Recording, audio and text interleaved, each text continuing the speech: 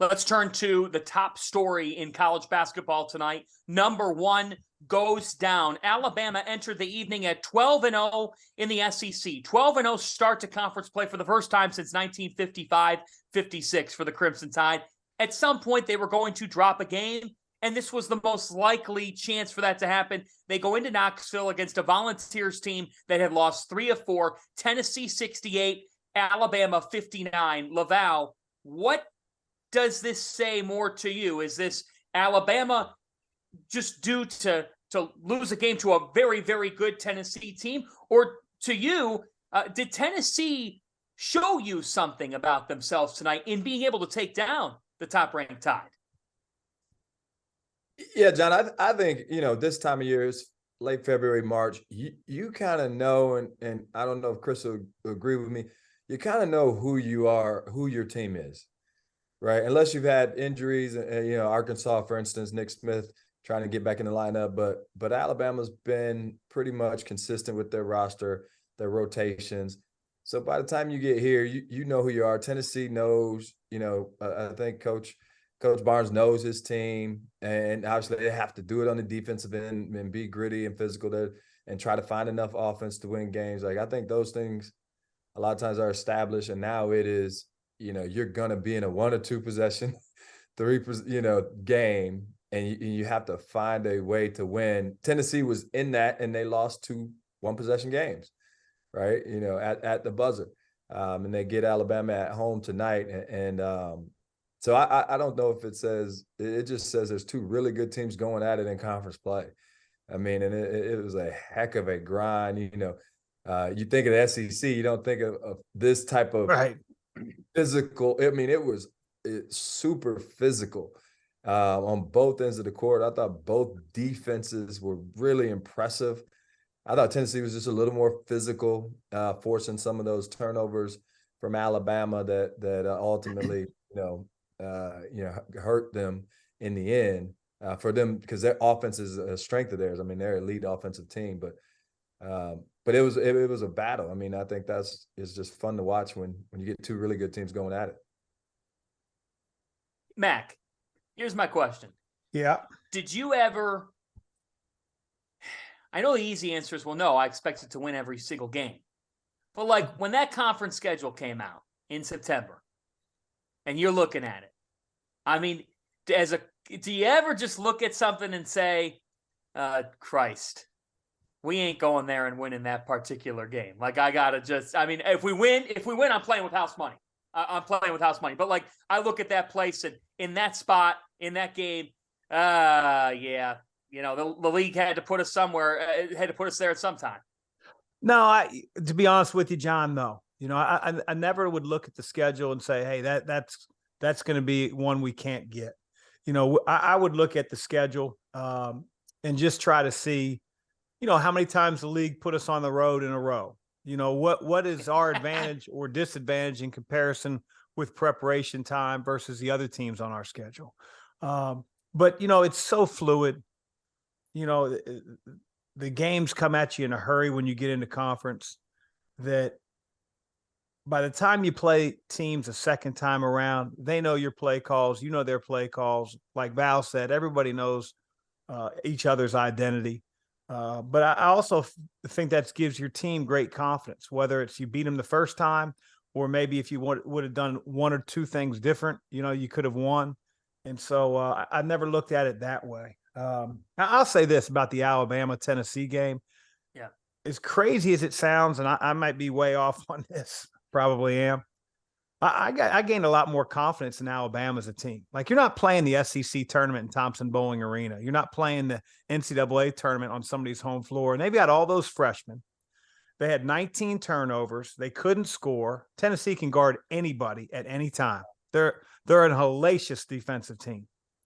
But I just think that, like, it was still a couple possession game down the stretch. And again, You got freshmen, and it's like, to me, for Alabama to not hang their head and become a sieve on the defensive end, those freshmen sort of stood up and said, you know what, we're going to try to win a muddy one.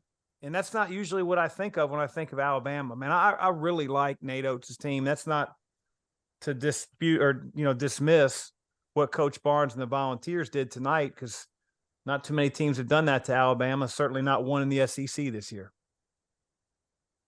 Yeah, I think the Oklahoma is like Alabama. Chris is right on both ends. They've been the best team in conference play. They've been the best on offense and defense. Obviously, they were undefeated heading into tonight. And Tennessee, all around their defense is like you don't want to. It's going to the dentist. I mean, you just don't want, like, who wants to deal with playing against Tennessee and trying to figure out a way to score. The physicality of it, I thought the same thing, something similar in the Oklahoma game. The Porter had his team ready, and they were extremely physical. They got in the space of Alabama, took away threes as much as they possibly could, but the physicality of it. And when you look up, John, and say, hey, Tennessee had 26 points off turnovers. And a lot of the turnovers weren't necessarily like it was just they were in your face. It was the guy with the ball and a guy on him. And he was just in him, right? And then 14-second chance points, because I thought Tennessee had they were trying to find ways to score. They just had some timely offensive rebounds, tip-ins. Missing a couple of their key players too with that.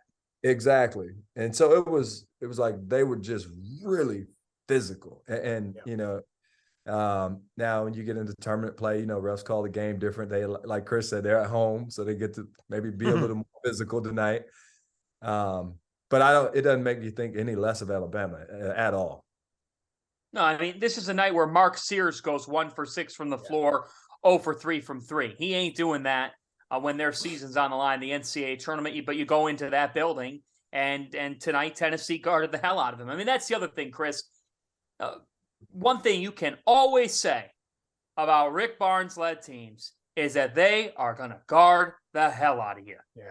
Yeah. I mean, Val said it as well as it could be said. I mean, they pressured so hard that it was sort of difficult for Alabama to even run offense, and then that ball gets squirted away and it becomes points going the other way. So, Tennessee's as physical of a defensive team as there is. And, it's hard to score against them. It just is. And Alabama found that out tonight. Zakai Ziegler goes for 15 points, 8 assists in this one. Santiago Vescovi goes for 15, 8 rebounds as well. I think of the Volunteers because, Lavelle, they had lost 3 of their last 4, and they lost twice, not once, but twice at the buzzer last week to Missouri and Vanderbilt. And so immediately the thought is, okay, well, man, couple of heartbreaks. How's this team going to figure it out? Like, Lavelle, when you've lost a couple of games, the bounce back spot being against the number 1 team in the country, easier said than done. And tonight, they dictated the way the game was played. Certainly. But for them, John, when you say like, hey, how are we going to get back? Like, they got beat at the buzzer. So it's not like they were getting beat 15 and we got to go back and jump in the room as a staff and figure out, there's 2 possessions in the game, 2-3 possessions in the game. Hold on. Are you both saying, I'm looping Mac in here too.